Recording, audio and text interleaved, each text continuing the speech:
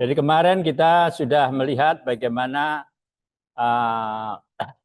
tema ini ya, penyaliban Tuhan Yesus itu rencana Allah atau rencana iblis sudah dipaparkan dari sisi historikal.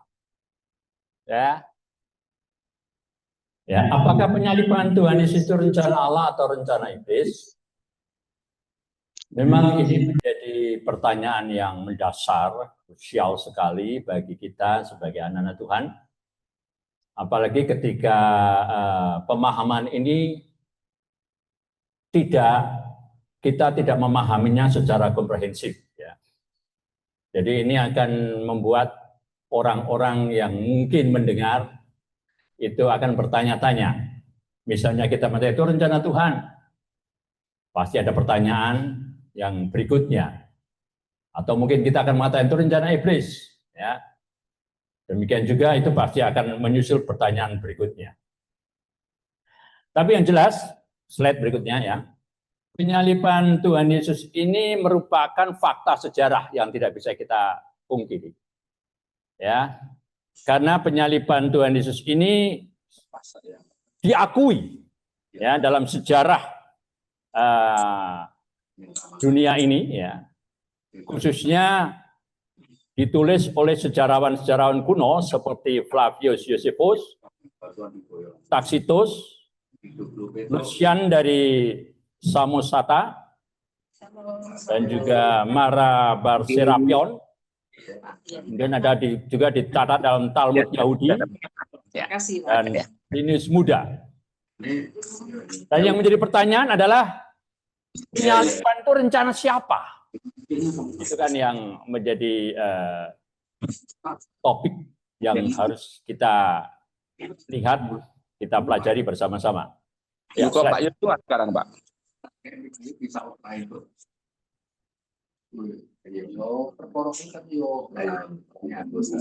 Perdebatan tentang penyaliban itu rencana Allah atau rencana iblis mencuat dalam beberapa bulan ini. Khususnya dalam perdebatan antara Edis TV atau Edis Sibutar dan Pendeta Bom. Edis TV berpendapat bahwa penyaliban Tuhan Yesus adalah rencana iblis. Dasar teks Alkitabnya terdapat dalam Yohanes pasal 13 ayat 27 dan Yohanes pasal 8 ayat 44. Sedangkan Pendeta Bom bersikeras bahwa penyaliban Tuhan Yesus adalah rencana Allah.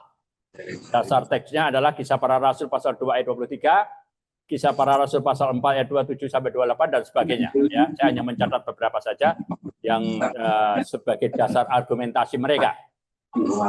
Nah, sekarang kita akan melihat dari Kisah Para Rasul, karena intinya itu sama di dalam isinya itu. Ya, saya mencoba.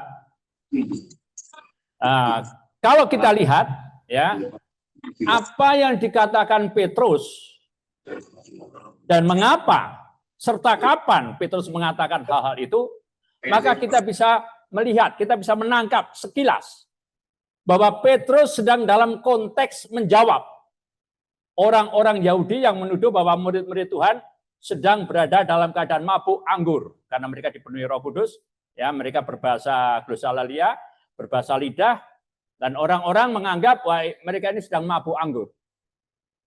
Nah, mendengar hal seperti itu,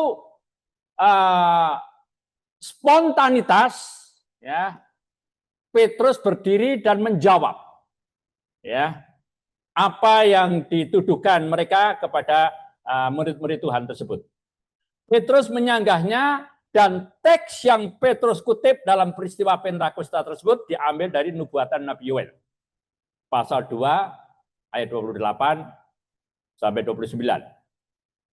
Ya. Jadi kita melihat perubahan yang drastis sebelum hari Pentakosta itu, sebelum Kristus bangkit, ya, sampai tercurahnya Roh Kudus, ya, dengan sesudah Petrus dan murid-muridnya sebelum peristiwa ini sangat ketakutan.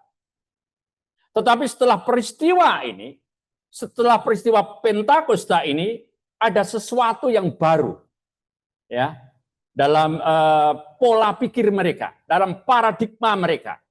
Mereka tidak takut-takut untuk mengatakan apa yang mereka lihat, apa yang mereka alami, apa yang mereka ketahui.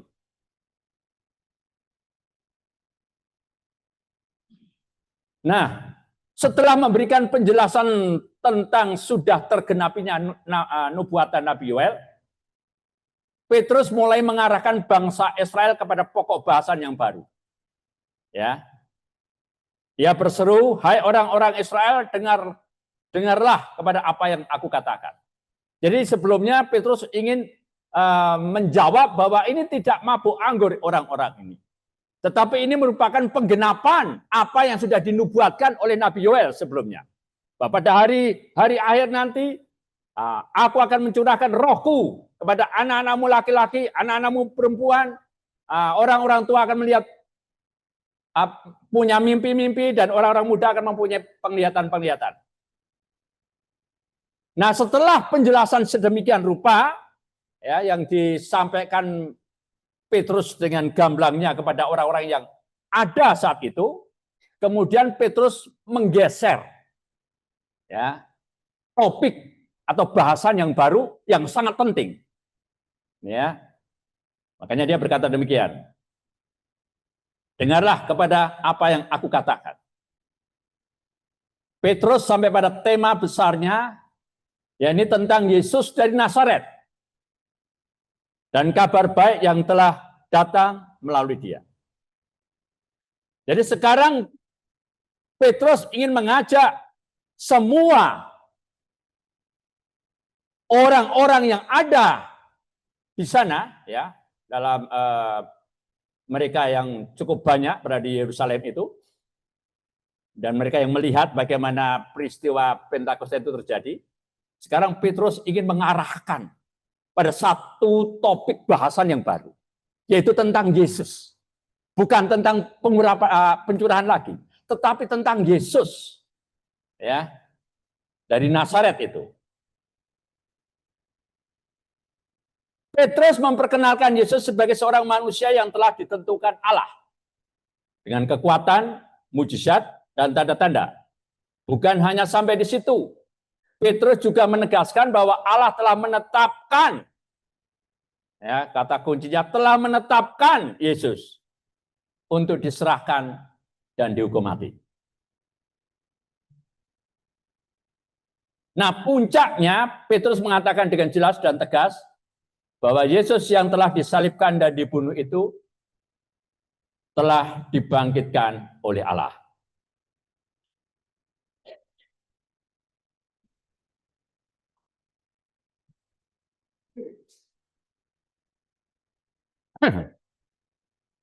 Jadi Petrus, ya, kita lihat. Jadi Petrus, slide berikutnya. Jadi Petrus mencoba meringkas sejarah dimulainya pelayanan Tuhan Yesus, ya. Bagaimana Tuhan Yesus ketika dia melayani, ya, menyembuhkan orang sakit, membangkitkan orang mati, melakukan banyak mujizat, memberi makan ribuan orang. Pendek kata, selama pelayanan Tuhan Yesus itu disampaikan oleh kesimpulan ini, ya. Mulai dari pelayanan Yesus, kemudian peristiwa penyaliban itu sendiri, ya, dan sampai kematiannya dan penguburan. Kemudian kebangkitan dan naik ke surga. Yang langsung dihubungkan dengan peristiwa yang mereka alami, murid-muridnya itu alami, yaitu pencurahan Roh Kudus. Seperti yang mereka lihat, seperti yang mereka tahu, bahwa ini ada kaitannya dengan Yesus yang disalibkan, yang mati, dan yang bangkit, yang naik ke surga. Kemudian dari sana dia mencurahkan Roh Kudus. Jadi ada kaitannya satu dengan yang lain. Jadi peristiwa penyaliban merupakan bagian dari rangkaian sejarah dari tokoh yang bernama Yesus yang menghasilkan penggenapan nubuatan Nabi Yoel, ya, yang disampaikan oleh Petrus. Jadi penyaliban ini tidak berdiri sendiri. Penyaliban itu ada rangkaiannya. Tadi sudah dikatakan ya dalam bagaimana Petrus meringkasnya melalui pelayanannya, penyaliban, kematian, penguburan, kebangkitan, naik ke surga, dan mencurahkan Roh Kudus. Jadi penyaliban bukan satu-satunya adegan di dalam drama peristiwa ini, tapi merupakan salah satu saja. Ya, dan itu tidak bisa dihilangkan dengan yang lainnya. Itu merupakan satu paket, satu rangkaian peristiwa sejarah yang pernah terjadi. Nah, berikutnya. Kita mencoba sekarang masuk pada analisis sintaksis ya. Dari Matius pasal 26, Yohanes pasal 13, Lukas dan seterusnya, 3 ayat ini. Ya. Saya mencoba cari gambar yang yang pas gitu ya. Karena ini kaitan dengan iblis. Jadi ini kalau kita melihat latar belakangnya ya, ini kita melihat dari sisi manusiawinya, yaitu Yudas. Jadi pada saat malam, Tuhan Yesus bersama murid-muridnya mengadakan makan malam, ya perjamuan malam. Bukan perjamuan kudus ya, makan malam. Makan Paskah malam itu ya, makan biasa. Nah dalam situasi itu Tuhan Yesus berkata kepada murid-muridnya yang sedang makan. Ya. Dia berkata kepada mereka, salah satu dari kalian akan mengkhianati aku. Nah, murid-muridnya mulai merespon satu dengan yang lain. Ya, siapa ini? Mereka bertanya, bukan saya Tuhan. Yang lain juga berkata, bukan saya juga Tuhan. Yang lain juga bertanya kepada Tuhan, bukan saya Tuhan. Kemudian ya saya mencoba merekonstruksi dari beberapa kutipan atau tulisan data di kitab sinoptik ini. Ya. Jadi saya mencoba pertama ada makan bersama, makan malam. Kemudian di situ Tuhan menyampaikan bahwa akan ada pengkhianatan. Kemudian murid-muridnya juga merespon dengan pertanyaan, bukan saya Tuhan, bukan saya Tuhan. Kemudian bagian berikutnya, Tuhan berbicara secara pribadi kepada Yudas. Ya. Dan Yudas juga berkata, bukan saya Tuhan. Bukan aku ya Rabi. Nah, Tuhan Yesus menjawab ya kepada Yudas, engkau telah mengatakannya. Su aipas. Su aipas dalam konteks budaya Yahudi itu merupakan satu idiom atau bahasa khusus yang sangat halus. Ya, yang mengiyakan tapi tidak secara eksplisit. Tuhan mengatakan, engkau telah mengatakannya. Saudara, saya mencoba sedikit untuk memahami ini bersama saudara.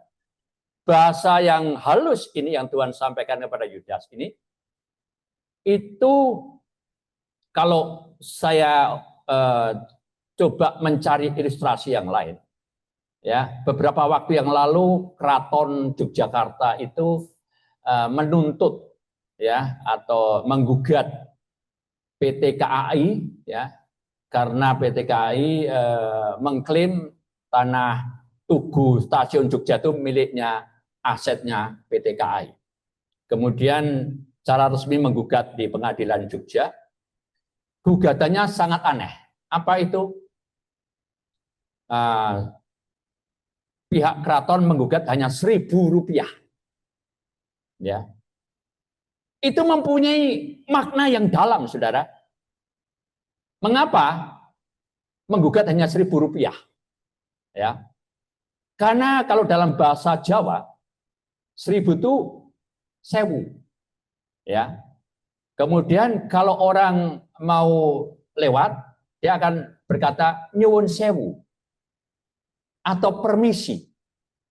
Nah, hal-hal ini tidak dipahami, tetapi dalam budaya Jawa itu sangat dalam. Ya, halus dan dalam sekali. Yang memahami adalah orang-orang yang memiliki kaitan bahasa tersebut. Kalau kita menghadap orang tua, orang itu akan mengatakan, kita akan mengatakan nyuwun sewu, ya, atau permisi, bahasa halus. Nah, intinya yang ingin saya sampaikan, bahasa yang dipakai Tuhan untuk disampaikan kepada Yudas halus seperti itu. Tetapi kita tahu bahwa di dalam adegan berikutnya, ya, sebenarnya Yudas masih ada waktu ketika Tuhan mengatakan engkau mengatakan seperti itu, kemudian Tuhan memberikan roti kepada dia. Ya, itu adalah pelayanan terakhir. Itu adalah bukti Allah Kristus masih tetap mengasihi sampai pada titik di mana Yudas itu harus meresponnya. Apakah dia akan menerima pelayanan Tuhan ini atau dia menolaknya? Nah, Alkitab mencatat bahwa ketika Yudas menerima, ya, dalam bahasa saya coba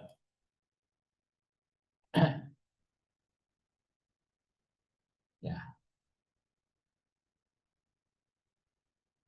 Setelah Yudas menerima roti, ya, dari Tuhan, ayat ini mengatakan kemudian, kata-kata kemudian itu ungkapan dengan jelas yang menggambarkan dan menyoroti momen yang kritis. Ketika Yudas mengambil keputusan terakhirnya, yaitu untuk mengkhianati Tuhan. Dan di situ dikatakan dalam terjemahan Indonesia, masuklah ke dalam dia, atau Exulten is act, masuklah ke dalamnya. Apa yang masuk? Ekonos ho satanas. Kata ini digunakan untuk mengindikasikan ada pikiran asing. Ketika Tuhan memberikan roti, ya, kepada Yudas, ya, Yudas masih mempunyai kesempatan menolak pikirannya atau dia tetap melanjutkan rencananya, ya, untuk mengkhianati dia. Karena dalam Yohanes pasal 13 ayat 2 dikatakan bahwa ada bibit-bibit pengkhianatan dalam hati Yudas. Nah, Tuhan tahu bahwa dia akan mengkhianati, tetapi Tuhan masih memberikan kesempatan. Makanya dia mengatakan dengan pelayanannya, dia menyapa Yudas dengan pelayanannya, dengan harapan Yudas akan mengubah pikirannya. Tetapi pelayanan yang terakhir itu tetap ditolak, atau dari Tuhan itu tetap tidak membuat lunak hati Yudas, tetapi makin keras. Akhirnya Yudas pergi keluar, ya. Dan Lukas mencatat dengan frasa yang sama, Exulten ho satanas es Yudan, masuklah setan ke dalam Yudas. Kata-kata ini digunakan oleh penulis-penulis sinoptik ketika roh-roh itu masuk ke dalam diri orang. Ya. Nah, hal ini juga terjadi dalam kehidupan Yudas. Maka masuklah setan atau iblis itu ke dalam hati atau pikiran Yudas. Nah, artinya segala aktivitas pikiran ini sudah dikuasai. Ya, sudah dikuasai oleh setan. Nah, kemudian kita melihat sama ya dari Injil Yohanes pasal 13 ayat 27. Sesudah Yudas menerima roti itu, masuklah iblis ke dalam dirinya. Kalimat ini terdiri dari dua klausa yang dihubungkan oleh konjungsi temporal. Ya, temporal waktu, sesudah. Sesudah menjelaskan konjungsi subordinatif klausa waktu yang bergantung pada klausa mayor. Nah, klausa mayor atau induk kalimat mengatakan masuklah iblis ke dalam dirinya.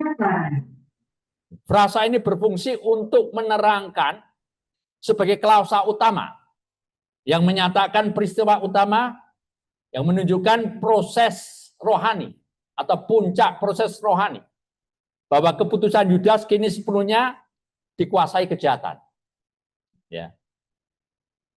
Jadi dari 3 ayat tersebut disimpulkan bahwa iblis menguasai segala aktivitas pikiran Yudas. Ya, dari Matius yang tadi kita lihat, Yohanes dan Lukas. Nah, kita komparasikan dengan Yohanes pasal 8 ayat 44. Iblislah yang menjadi bapakmu, kata Tuhan, dan kamu ingin melakukan keinginan-keinginan bapakmu. Ia adalah pembunuh, atau ketenu, manusia antropos, sejak semula dan tidak hidup dalam kebenaran. Sebab di dalam dia tidak ada kebenaran.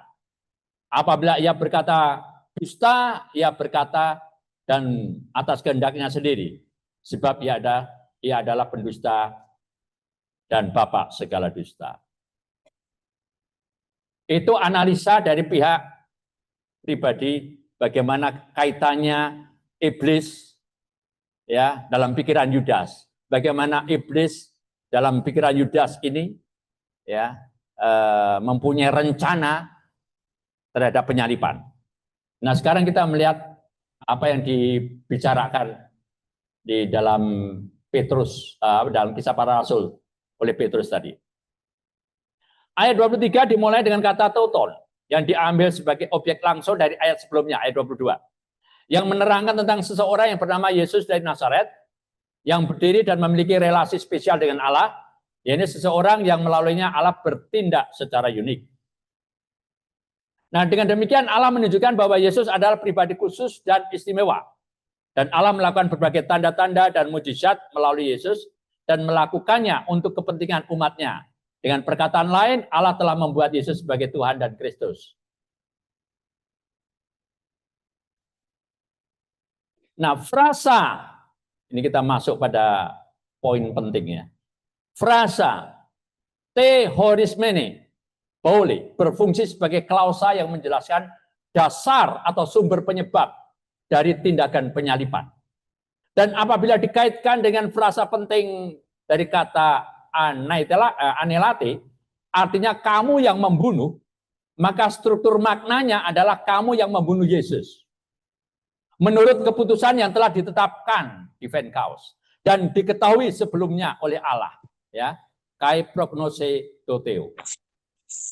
Hal ini menciptakan hubungan ideasional yang menentukan konteks di mana manusia yang menjalankan aksi dalam sejarah penyalipan, ya, menjalankan keputusan yang telah ditetapkan. Nah, frasa te horismene boleh menggunakan kata kerja perfect participle pasif yang memiliki arti bahwa tindakan penetapan di masa lampau telah selesai terjadi. Dalam konteks ini, artinya ketetapan rencana Allah untuk membiarkan Yesus diserahkan oleh bangsa Israel kepada bangsa-bangsa lain supaya disalibkan dan dibunuh menjadi kenyataan. Bagian ini perlu diperhatikan bersama dengan ayat 2 pasal 2 ayat 24 sampai 28. Karena keduanya memberikan kerangka teologis yang penting.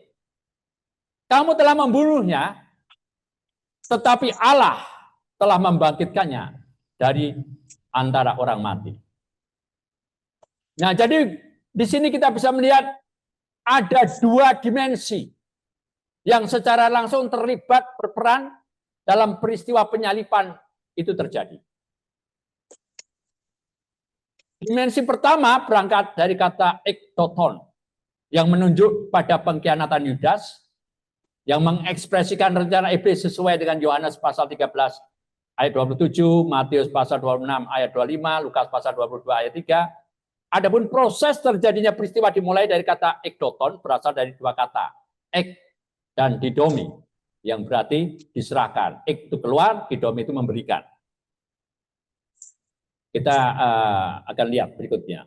Dalam kasus ini, ya, Tuhan Yesus diserahkan oleh Yudas, ya, di mana Yudas sudah segala aktivitas pikirannya dikuasai oleh iblis, kepada para imam dan ahli Taurat. Kemudian mereka, para imam dan ahli Taurat, karena mereka tidak bisa membunuh Yesus langsung, menyerahkannya kepada penguasa saat itu, yakni Pontius Pilatus. Kemudian pengaruh-pengaruh manusia lainnya yang secara tidak langsung yang menyebabkan peristiwa penyaliban itu terjadi harus dipertimbangkan juga. Dan keseluruhan peristiwa itu merupakan suatu tindakan yang rumit, di mana berbagai individu terlibat, bekerja sama, dan merekalah atau orang-orang Israel yang terutama menanggung kesalahan karena telah menyerahkan dan menuntut penguasa saat itu untuk membunuh Yesus. Dimensi pertama ini bisa dilihat dari kata dia keros, ya, anomon, yang berarti melalui tangan-tangan yang tidak punya hukum atau orang-orang jahat. Dimensi kedua menampilkan peranan lain, yaitu ketetapan partisipasi ilahi dalam penderitaan dan penyaliban Yesus. Sesuai dengan frasa te horismene praule kai prognose to theo, kata te horismene dari kata kerja horius, ya, artinya ditetapkan. Kata ini digunakan oleh Lukas 6 kali, ya, Kisah Para Rasul menggunakan kata ini, dan 2 kali sepanjang Perjanjian Baru, artinya dalam PB itu 8 kali menggunakan kata ini. Allah selalu menjadi subjek dari kata kerja. Dalam Septuaginta, kata horizo ini dicatat sampai 17 kali. Kata horizo diterjemahkan dari Septuaginta, dari kata bahasa Ibraninya, gabal, artinya menentukan batas. Haga, menetapkan hukum atau batas. Nasab, menegakkan atau menetapkan. Dan salah satunya adalah sim, atau penetapan.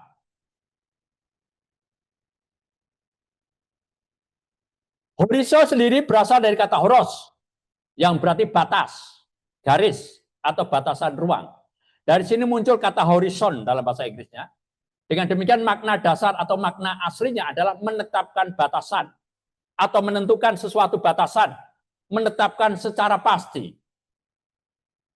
Nah, dalam konteks teologis, kata ini berkembang maknanya menjadi menetapkan atau menentukan dengan otoritas ilahi. Kata horizo dalam PB selalu berkaitan dengan ketetapan dan otoritas Allah terhadap peristiwa, khususnya penyaliban ini. Ya. Dan oleh bapak-bapak gereja dipahami sebagai rencana penyelamatan Allah yang telah ditetapkan dan dinyatakan dalam Kristus. Sedangkan kata boleh mempunyai arti keinginan atau perintah untuk mencapai sasaran. Dengan demikian, te horismene boleh mempunyai arti rencana keinginan yang telah ditetapkan atau perintah untuk mencapai sasaran yang telah ditetapkan. Prognose dari kata kerja gabungan pro dan gnosko, ya, yang artinya tahu sebelumnya atau have foreknowledge. Toteo artinya yang dimiliki oleh Allah. Jadi kita mencoba untuk merangkainya. Jadi jika kita terjemahkan, berbunyi sebagai berikut. Rencana keinginan milik Allah atau dari Allah yang telah ditetapkan, atau dengan kata lain, perintah untuk mencapai sasaran milik Allah atau dari Allah yang telah ditetapkan dan yang telah diketahui sebelumnya.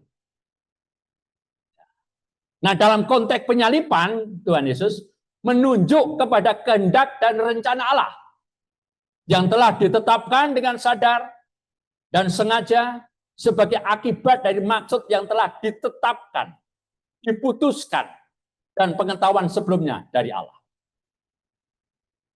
Nah, kemudian saya mencoba untuk menstruktur, ya, saya mencoba melihat strukturnya. Kisah Para Rasul pasal 2 ayat 23. Kehendak Allah dideskripsikan sebagai rencana dan pengetahuan Allah bertemu dengan kehendak bebas manusia yang diwujudkan sebagai tindakan dalam waktu, ruang dan waktu, pada titik peristiwa penyalipan. Yang pertama sebagai decretum aeternum Dei atau keputusan kekal Allah.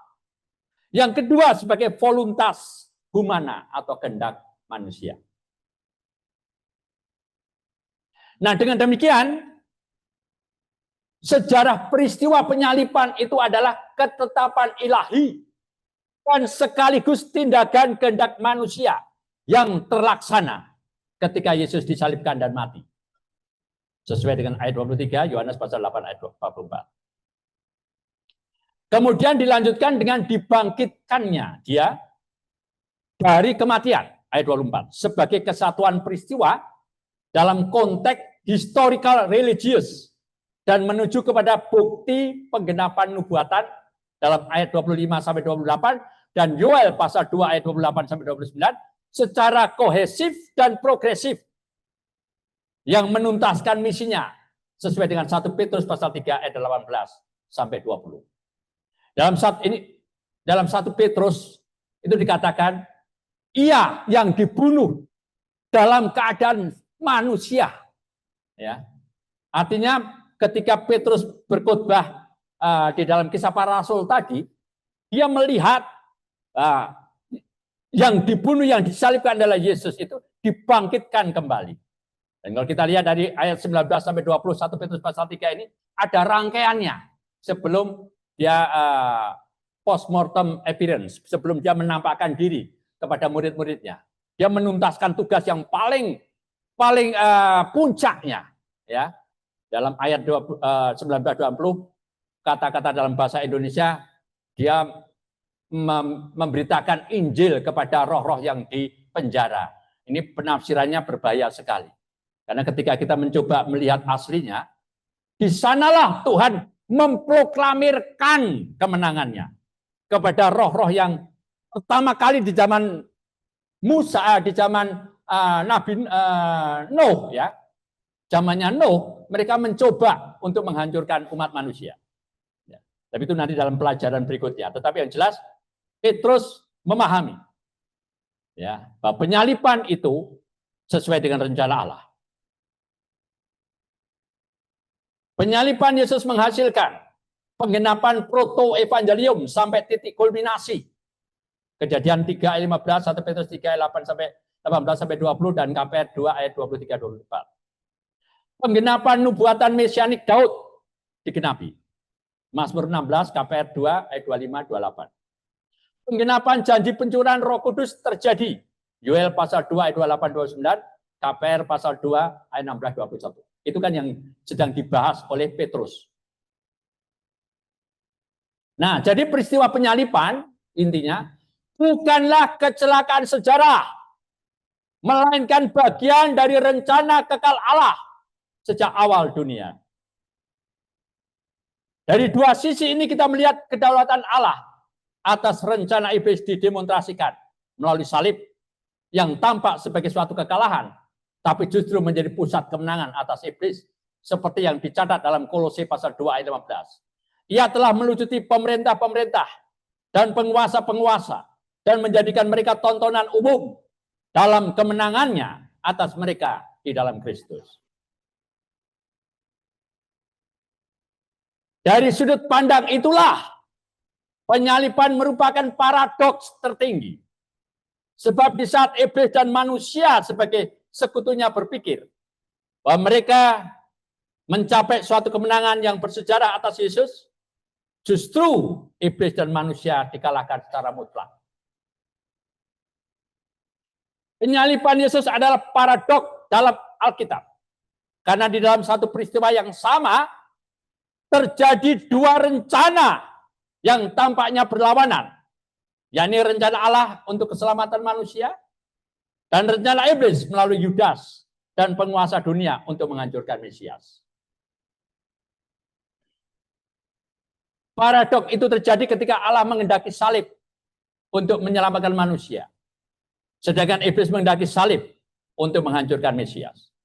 Keduanya terjadi bersamaan dalam satu peristiwa, namun dengan motivasi dan hasil yang berbeda. Paradoks salib menunjukkan bahwa kedaulatan Allah tidak meniadakan kebebasan manusia dalam peristiwa penyaliban Yesus. Iblis boleh merencanakan kejahatan, tetapi tidak pernah bisa menggagalkan maksud rencana Allah. Paradok dalam Alkitab bukan kontradiksi logis, melainkan menunjukkan misteri Allah yang melampaui nalar manusia. Dan ini mengajarkan kepada kita bahwa kebenaran ilahi kadang tidak bisa dipahami sepenuhnya oleh logika dunia, tetapi nyata dalam pengalaman iman.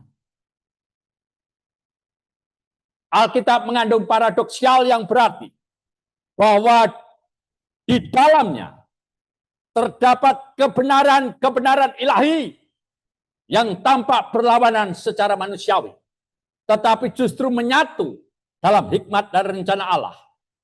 Paradoks ini tidak membatalkan kebenaran, melainkan memperdalam pemahaman iman.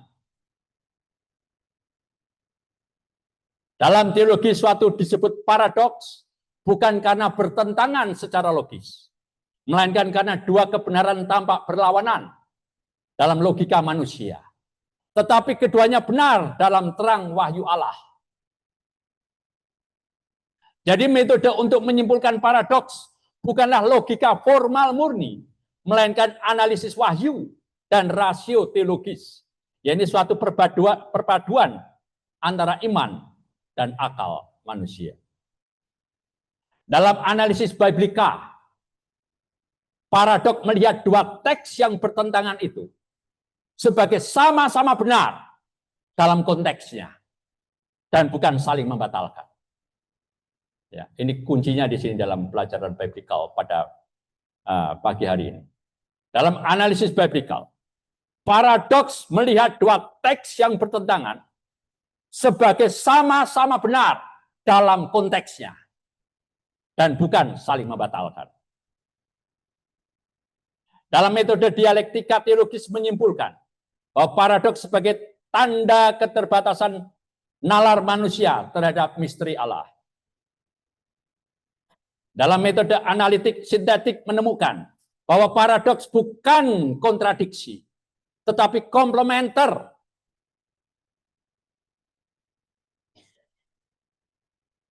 Dalam rencana Allah, yang mana menelaah dua proposisi yang tampak bertentangan, lalu menyatukannya dalam kerangka yang lebih tinggi, seperti tesis, antitesis, dan sintesis. Kesimpulan, kedua pernyataan teks di atas tidak kontradiktif secara logis, tetapi komplementer dalam konteks rencana keselamatan. Jadi ini paradoksial, tampak berlawanan, tapi sejajar dalam tingkat makna yang berbeda. Yang pertama menyatakan penyebab final atau ultimate cause, tujuan Allah. Dan yang kedua menyatakan penyebab instrumental atau moral cause, tindakan manusia. Dengan demikian, tidak terjadi kontradiksi. Karena yang pertama dan yang kedua berbicara dalam domain yang berbeda. Ultimate cause dan moral cause. Kesimpulan teologis. Simultanitas Allah secara kekal menetapkan dan mengetahui penyaliban Yesus.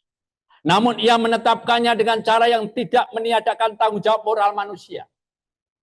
Menjaga dua hal sekaligus, kedaulatannya dan kebebasan manusia beserta tanggung jawabnya. Allah yang simultan dengan dirinya menjadikan salib Yesus tindakan ilahi dan manusiawi sekaligus. Peristiwa salib mempertemukan kehendak Allah dan kebebasan manusia secara misterius. Kesimpulan etikal.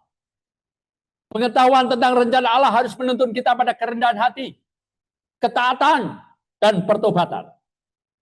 Etika iman adalah tunduk dan percaya kepada kebijaksanaan Allah dan hidup dalam kehendak-Nya, bukan melawannya. Aplikasinya, karena Allah berdaulat, orang percaya dapat hidup dalam iman, pengharapan, dan ketaatan yang penuh sukacita. Implikasi metodologis. Pendekatan menggunakan teologi naratif atau historical redemptive hermeneutik. Menafsirkan doktrin berdasarkan kisah konkret karya Allah, bukan spekulasi metafisik. Teologi harus lahir dari eksposisi teks dan menggunakan dialektika iman membaca teks, bukan untuk menghapus paradoks, tetapi untuk memahami bagaimana Allah bekerja melalui paradoks itu. Penelitian selanjutnya bagi saudara-saudara. Kebebasan manusia dalam memutuskan apapun akan mengakibatkan kontrafaktual. Kontrafaktual adalah suatu pernyataan dalam subjunctive mood. Jika kita putuskan titik-titik, maka akibatnya akan titik-titik. Nah, di manakah posisi kontrafaktual sebagai akibat keputusan manusia itu berada dalam divine degree atau ketetapan ilahi? Bisakah dijelaskan dalam logical order? Bisakah dijelaskan dalam urutan logika? Materi yang dipelajari. Kemahatauan Allah, ketetapan Allah, pengetahuan sebelumnya, kedaulatan Allah, kebebasan manusia, dan kontrafaktual. Itulah sekilas apa yang saya bisa sampaikan tentang penyaliban Allah, penyaliban Tuhan Yesus itu. Apakah rencana Allah atau rencana iblis?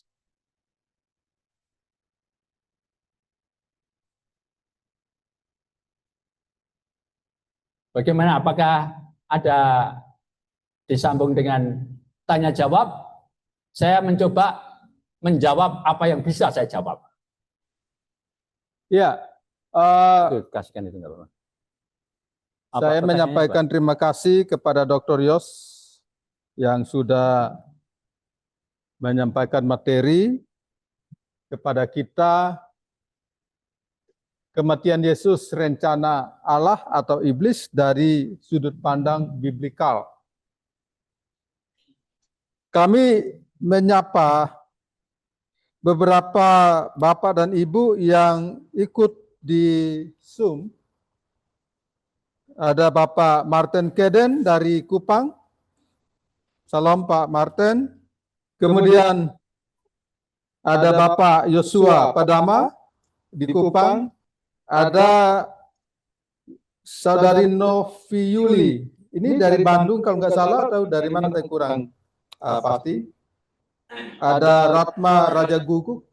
Oh, enggak ada muncul sini. Ibu Dokter Dia. Ini jelas di Magelang. Kemudian Shalom. ada Pak Pendeta Jimmy Maaloka dari Kupang. Selamat pagi semua. Ada Ibu Yunita Huta Barat dari Jogja. Ada Pak Yeri Marende. Lumayan jauh di Kota Magelang. Puji Tuhan muncul. Ada Saudara Yoka. Yoka Henry Simanjutak. Posisi di mana? Di Sumatera? Oh, Jakarta ya. Oke. Ada Ibu Sumiyati Risi. Posisi masih di Salatiga atau ada di Rote? Lalu ada Ibu Yohan Lani di Kupang. Ada Ibu Tisa Indah. Ibu Tisa Indah, ini Ibu Bambang. Ada Saudari Widya. Ini kelihatan ada di Temanggung. Ada yang paling jauh, ada Pak Kris Sorongan, sedang di rumah sakit kelihatannya atau di puskesmas. Kemudian ada Saudara Boy. Saudara Boy di Alor atau ada di sini? Kemudian ada GWI Namo Bintang. Ini kelihatannya Pak Jimmy Maufra di Medan ini, Oras. Kemudian ada Pak Erwin Sialagan, masih di Denpasar. Kemudian Pak Alfon Batubara ada di Pekanbaru. Ada Lukas Beboi di Pekanbaru. Ada Saudara Jeki Selana di Alor. Lalu ada Saudara Slamet S. Kurang tahu posisi di mana. Ya, kami mengucapkan terima kasih untuk kehadiran dan partisipasi Bapak dan Ibu Saudara semua. Kami masih punya 2 sesi untuk besok. Kita mencoba untuk melihat isu ini dari sudut pandang teologi Wesleyan Arminian. Dan karena hari Jumat kami ada tamu, sehingga sesi pendekatan filsafat ya dan metode berteologi ya itu baru disampaikan oleh Dr. Paden di hari Selasa minggu depan. Kami menggunakan link yang sama. Kalau Bapak dan Ibu ada pertanyaan, bisa nanti bisa menggunakan link ini. Ada satu pertanyaan nanti akan dijawab oleh Dr. Yos. Bisa ditanya, ini dari Ibu Yohan. Jika iblis digunakan oleh Allah untuk menggenapi rencananya, apakah iblis sebenarnya berkontribusi pada keselamatan atau tetap menjadi musuh Allah? Wah, ini pertanyaan Pak. Monggo Pak, supaya di depan kamera jadi bisa menjawab. Jika iblis digunakan oleh Allah untuk menggenapi rencananya, apakah iblis sebenarnya berkontribusi pada keselamatan atau tetap menjadi musuh Allah? Ya. Yang saya pahami ya, iblis atau malaikat itu memiliki kehendak bebas yang di dalamnya apapun keputusan yang dibuat oleh makhluk itu merupakan kausal atau penyebab segala konsekuensi yang akan diterimanya. Jadi kalau pertanyaannya, jika iblis digunakan oleh Allah, Allah tidak menggunakan iblis, tapi Allah, jawaban saya, Allah membiarkan atau berdasarkan pada integritasnya Allah, ya, ketika Dia menciptakan makhluk itu dengan segala kehendak bebasnya, Allah membiarkan apapun yang diputuskan, termasuk iblis, ya. Jadi Allah tidak menggunakan, tapi Allah membiarkan makhluk itu atau iblis atau manusia untuk mempergunakan kehendak bebasnya.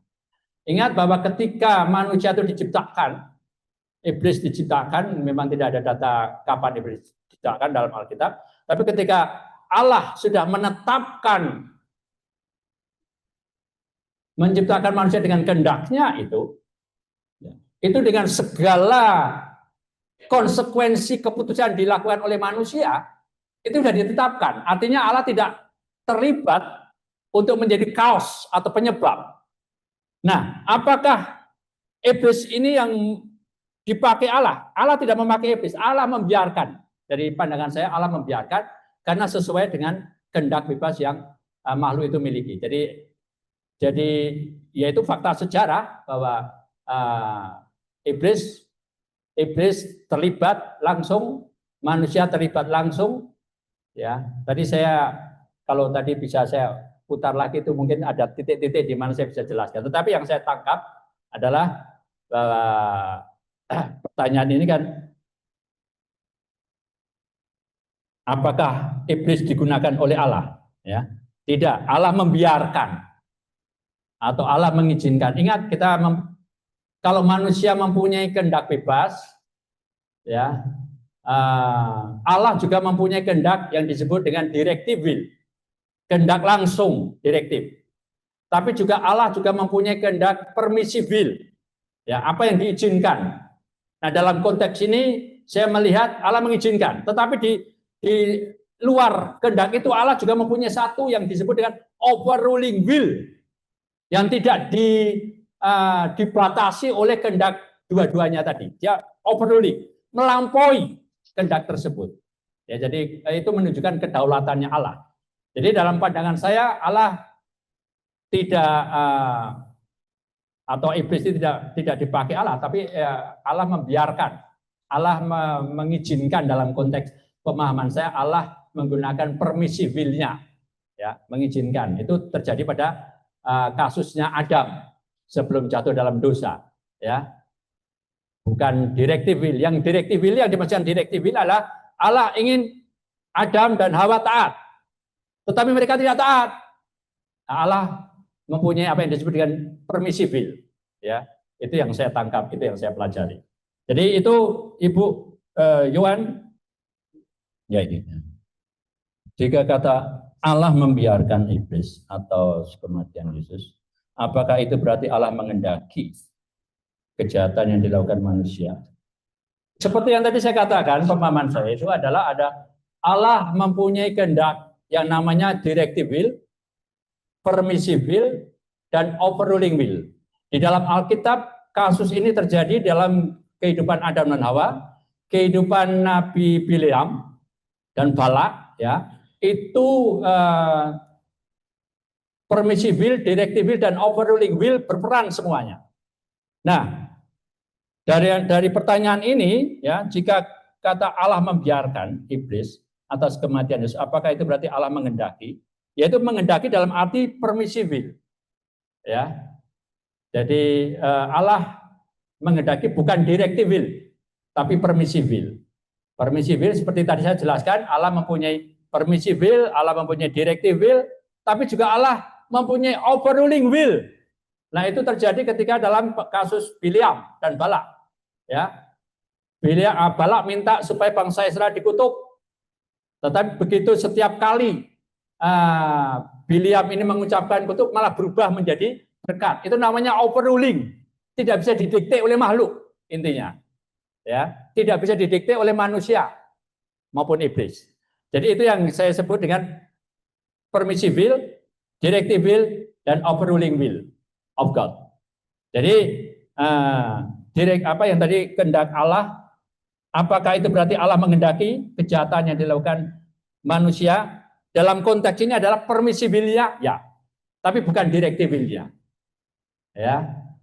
Jadi ini kalau bicara soal ini memang kita harus memahami tentang directive will, permissive will, dan overruling will. Kalau tidak, kita akan berkutat hanya di situ saja, ya. Kita akan berkutat di situ. Tapi yang jelas kita harus memahami bahwa Tuhan dasarnya biblical, dasarnya Alkitab, itu pernah dipraktekkan, itu pernah terjadi. Dalam kasusnya yang tadi sudah saya sebutkan, Adam dan Hawa, Bileam, dan masih banyak lagi sebenarnya. Teman saya yang saya kutip itu saja, yang saya ingat, ya. Kasus-kasus itu yang saya pelajari. Jadi bisa, itu memang Allah membiarkan karena Allah mempunyai kehendak permisif. Ini bukan direktifnya. Kalau direktifnya kan manusia tidak jatuh dalam dosa, ya. Direktif kehendak Allah yang langsung atau direktif, Allah tidak menghendaki manusia jatuh dalam dosa. Tapi itu entoh terjadi, ya. Itu terjadi. Nah, itu namanya yang permissive will itu berperan di situ. Nah, dalam hal ini apakah Allah membiarkan? Ya, permissive will-nya ya. Itu jawaban saya, Pak. Cukup? Ya, terima kasih Pak Yos. Dari pertanyaan Ibu Yohan ada respon dari Pak Jimmy Makloka. Allah menetapkan karya penebusan melalui salib, namun tidak menetapkan oknum yang akan mengeksekusinya, sehingga clear bahwa salib bukan keinginan iblis. Itu kata beliau. Baik, terima kasih untuk interaksi Bapak dan Ibu yang ada di ruang Zoom. Pertemuan kita pada saat ini, kita akhiri dengan doa. Mari kita berdoa bersama. Kami mengucap syukur ya Tuhan untuk jalannya seminar pada hari ini. Kami semakin diperlengkapi dengan pengetahuan yang baru melalui hamba-Mu Bapak Dr. Yosua. Apa yang hamba-Mu sampaikan itu semakin memperteguh keyakinan dan juga pemahaman kami semua, baik yang ada secara on-site maupun bagi saudara-saudara Bapak Ibu yang mengikutinya secara online. Kami masih menyisakan 2 topik.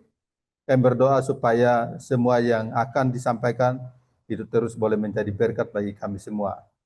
Kami akan akhiri pertemuan pada pagi ini dan melanjutkan semua kegiatan kami, baik kami yang ada di kampus maupun Bapak Ibu dalam ruang Zoom di tempat masing-masing. Kami mohon penyertaan-Mu, perlindungan-Mu, supaya semua yang menjadi tugas dan tanggung jawab yang kami kerjakan hari ini boleh kami laksanakan dengan baik, boleh mendatangkan manfaat bagi hidup kami, manfaat bagi orang lain, dan memuliakan nama Tuhan. Kami akhiri pertemuan ini di dalam berkat nama Bapa, Putra, dan Roh Kudus kami berdoa. Haleluya. Amin. Amin.